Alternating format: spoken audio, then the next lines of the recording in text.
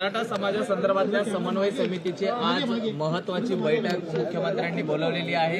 आतापर्यंत किती नोंदणी या सापडलेल्या आहेत, काय सरकारकडनं पावले उचलण्यात आलेली आहेत? आजच्या बैठकीमध्ये सर्व ज्या काही नोंदी सापडलेल्या आहेत त्याची सविस्तर माहिती आजच्या बैठकीमध्ये समोर येईल।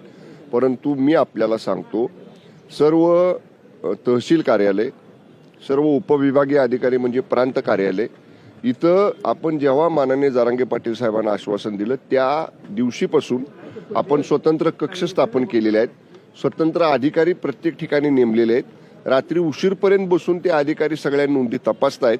त्यामुळे जिथं जिथं पुरावे आढळलेले आहेत, जिथं जिथं थेट वारसांच्या कुणबी नोंदी सापडलेल्या आहेत, त्या सगळ्यांच्या बाबतीतलं रेकॉर्ड त्या तहसील कार्यालयामध्ये तयार केलेला आहे।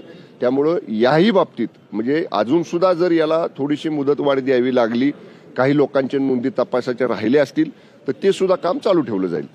सूत्रांनी दिलेल्या माहितीनुसार 54 लाख नाही, त्याची माहिती आज माझ्याकडे नाही।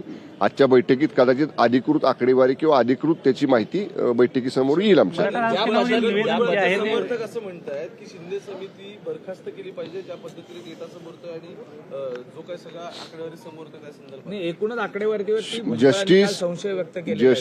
जस्टिस शिंदे साहेबांची समिती ही मंत्रिमंडळाच्या निर्णयानं स्थापन झालेली आहे। ज्या मंत्रिमंडळ बैठकीमध्ये हा निर्णय झाला त्या बैठकीला माननीय भुजबळ साहेब सुद्धा उपस्थित होते, आम्ही सुद्धा त्या बैठकीमध्ये उपस्थित होतो। आता बैठकीतल्या चर्चा या आम्ही मंत्र्यांनी गोपनीयतेची शपथ घेतली असल्यामुळे आम्हाला बाहेर उघड सांगता येत नाहीत।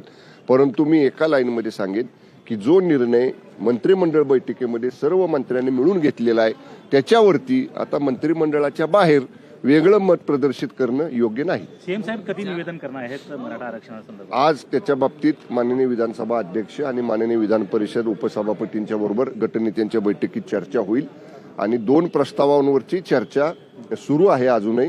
अवकाळी पाऊस, अवेळी पावसानं झालेलं शेतपिकांचं, शेतकऱ्यांच्या जमिनींचं नुकसान आणि मराठा आरक्षण या दोन्ही चर्चा पूर्ण झाल्यानंतर ज्यावेळी माननीय विधानसभा अध्यक्ष विधानसभेकरता आणि माननीय विधान परिषद उपसभापती महोदया विधान परिषदेकरता निर्देश देतील, उत्तर देण्याची सरकारची पूर्ण तयारी आहे। कुणबी प्रमाणपत्र मिळाले आहेत, त्याची साक्षांतर देखील होत आहे। मात्र भुजबळांनी कालच्या सभेत या प्रमाणपत्रांवरती प्रश्न उपस्थित करत संशय व्यक्त केलेला आहे। इतकी लाखो प्रमाणपत्र कशी काय मिळाली असं ते म्हणत आहेत?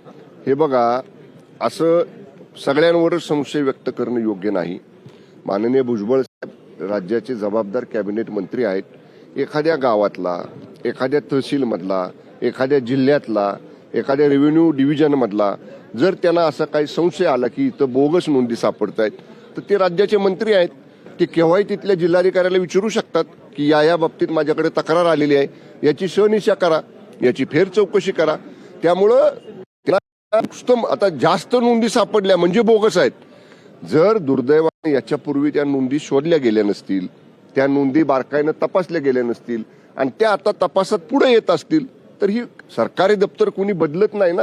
आपण बघताय आता बऱ्याच वेळा आपण टीव्हीवरती दाखवता की किती जीर्ण कागदपत्र आहेत, किती जुनी कागदपत्र आहेत। मग आज जर एखादा समाज त्या नोंदी सापडल्या नाहीत म्हणून वंचित राहत असेल तर त्या नोंदी सापडवणं, त्या नोंदी शोधणं, त्याची ऑथेंटिसिटी तपासणं ही सरकारची जबाबदारी आहे। सरकार ते काम करतंय। याच्यावर भुजबळ साहेबांना जर हरकत असेल किंवा त्यांना शंका असेल तर त्या तहसील जिल्हाधिकाऱ्यांना त्यांनी सांगावं, मला या विभागामध्ये, या गावामध्ये, या डिव्हिजनमध्ये मला थोडंसं याच्यामध्ये शंका आहे। जरूर त्यांची शंका जर तथ्य असेल तर आम्ही तपासून घेऊ। हा मंत्रिमंडळाचा विरोध जवळ येते आहे आणि अशा पद्धतीने वादग्रस्त वक्तव्य भुजबळ करतात, त्यामुळे कुठेतरी तेढ निर्माण होत आहे। माझं हेच म्हणणं आहे, माननीय भुजबळ साहेब असतील किंवा आम्ही इतर कोणी मंत्री असू, आता हा प्रश्न सुटण्याच्या मार्गावरती आहे।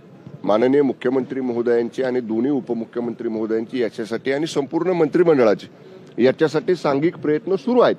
आता एखादा प्रश्न, एवढा मोठा प्रश्न हा सुटण्याच्या मार्गावर असताना आमच्यासारख्या मंत्र्यांनी, मग कुणी असेल, मी असेल किंवा भुजबळ साहेब असतील किंवा इतर कोणी मंत्री असतील, एखादं वक्तव्य करून सुटत आलेला प्रश्न चिघळवणं आणि त्याच्यामध्ये आणि काहीतरी वादविवाद निर्माण करणं हे योग्य नाही। सामंजस्याची भूमिका सगळ्यांनीच घेतली पाहिजे। सर्व धर्मातले, सर्व जातीतले लोक याच्यासाठी एकत्र आहेत। त्यामुळं मराठा आणि ओबीसी किंवा मराठा आणि इतर सर्व असा काही वाद निर्माण करणं गरजेचं नाही.